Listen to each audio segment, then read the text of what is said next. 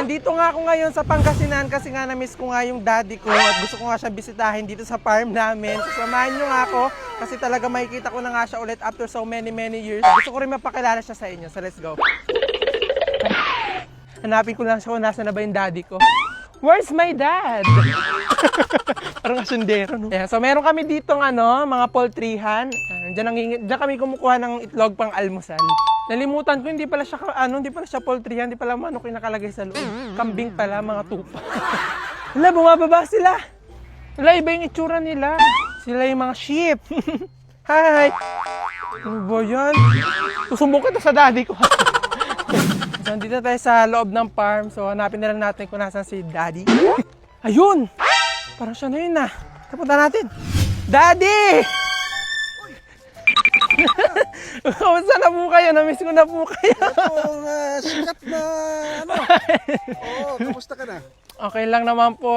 Binisita ko po kayo dito kasi nga po nabalita ko marami nga po kayo dito mga tanim. Oo, meron akong atis, meron akong mabolo na seedless. Pero di po ba kayo nagtataka kung bakit ko po kayo tinatawag na daddy? Yun nga baka mamaya mapagkamali na anak kita sa labas. Hindi po, kaya ko po tinatawag na daddy kasi kayo po si Secretary Conrado Estrella. Kunwari, daddy. Kunwari, Daddy. Sabi naman akong tatay mo. Opo, ako pong anak nyo. Oo, Tagapagmana. At dahil talaga napakahilig ko nga sa prutas, talagang tuwang-tuwa nga ako habang pinapakita nga sa akin ng sekretary yung mga iba't ibang klase niya mga prutas dito sa farm niya. Ay lang ka, ang tagal na ako naghahanap niya, marami po pala kayo dito. Marami akong langka dito. Ayun, parang may gusto akong lutuin dyan sa langka. Meron pa nga dyan, no? Ayan. Kaya nga, sakto. Alam mo, marami to meron pa doon, no? Ayun, malalaki. Halika. Oo nga, tara. At dahil saktong-sakto nga kasi marami nga langka dito sa farm nga ng sekretary, kaya talagang kukuha na nga ako dito kasi meron nga ako naisipan na iluto. At habang kumukuha nga ako ng langka, talagang nalaman ko nga kay sekretary na kakaiba pala yung mga langka natin dito sa Pilipinas.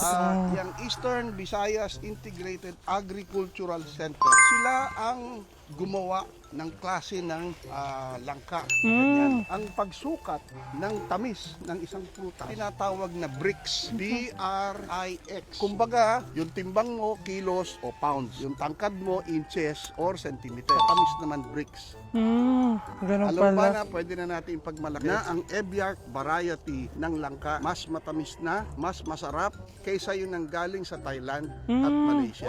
Ang galing. Kaya pwede na natin ipagmalaki yan. Oo nga, mas matatamis yung mga langka natin.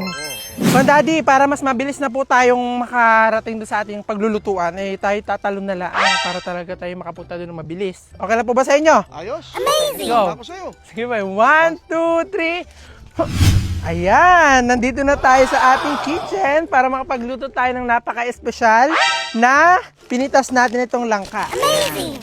At ang lulutuin po natin, na dish dito sa ating pinitas po na langka ay ginataang langkang carbonara. Ngayon ko lang narinig na meron palang carbonara na langka. Opo, pwede po yan. Bakit po? Pero, nandito ka sa Pangasinan. Opo. Nandito ka sa bukid.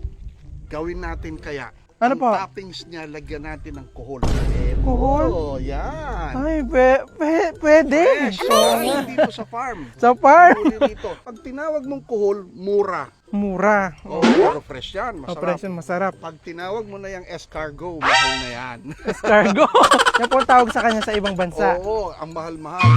Sige, Sige, tara magluto na po tayo. Mag-start na tayo. At talaga sobrang nakakatuwa kasi talaga sobrang dami ko na nga nalalaman ng mga bagay-bagay na hindi ko nga alam dahil dito kay Sekretary. Ito nga pagpunta ko nga dito kay Sekretary Conrado, talagang biglaan nga lang siya. Nakita ko lang na nag-email sila sa akin na talagang tuwang-tuwa daw sa akin si Sekretary. Talagang lagi daw siyang nanonood at gusto daw ako makita. At isa nga po talaga sa dahilan nga kung ba't talaga ako nagpunta dito dahil po sa advocacy nga po ng Secretary Conrado na gusto niya nga pong hikayatin yung mga katulad ko na kabataan patungkol nga po sa agrikultura. Katulad ng mga pagsasaka, pagtatanim, pag-aalaga ng hayop at napakarami pang iba about nga sa agriculture. Naniniwala nga po kasi ako na kapag pinagtuunan po natin ng pansin yung agrikultura natin dito sa ating bansa, hindi na nga po tayo kailangan pa na mag-import galing sa mga iba't ibang mga bansa. Kasi ngayon nga po talaga napapansin ko yung mga magsasaka nga po natin ay talagang patanda na nga po ng patanda. Kaya ito na po yung tamang panahon para matutunan matutunan nga po ng mga kapwa ko kabataan about nga sa agriculture. At napakarami pa nga po namin pinag-usapan na Secretary Conrado about nga sa agriculture at mapapanood nyo nga po yun dito sa kanyang FB page. At mabalik na nga po tayo dito. Talaga excited na nga ako na maluto ko nga itong ginataang langkang carbonara nga para dito kay Secretary kasi sigurado ako na magugustuhan niya to. Kaya habang niluluto nga namin to, talagang hinawakan muna namin saglit nga yung bit para mabilis nga maluto. At nung nabitawan na nga namin yung bit, finally naluto na nga rin tong pasta natin pati itong sauce kaya pinagsama na namin sila. At para nga mas lalo pa nga to sumarap, sinamahan ko nga to ng cheese nga na merong egg yolk para talaga mas creamy. At dahil finally luto na nga siya, kaya nilagay na nga na Secretary dito sa plato at para mas lalong sumarap, nilagyan ko nga siya ng toppings nga na tinapa. At kahit nga alam ko nga na masarap nga to, kinakabahan nga ako kasi baka hindi nga magustuhan ng Secretary. Kaya nung tinikman na nga ng Secretary, talaga medyo kinabahan nga ako, pero nung natikman niya nga talaga nagulat ako kasi talagang nasarapan nga siya. At hindi na nga rin ako nagpatumpik-tumpik pa kasi kanina pa nga ako natatakam nga dito kaya tinikman ko na nga. At talagang kakaiba nga siya kasi meron pa nga kuhol na akala ko ay talaga hindi siya bagay dito, pero nung tinikman ko to talagang masarap nga. Parang yung lasa nga ng carbonara nga natin, parang ginawa nga talaga siya para dito sa kuhol. At dahil approve nga sa amin ni Secretary, kaya nagluto pa nga ako ng maraming nga neto para ma-share nga namin sa mga magigiting nga na magsasaka na kasama nga namin dito. Amazing!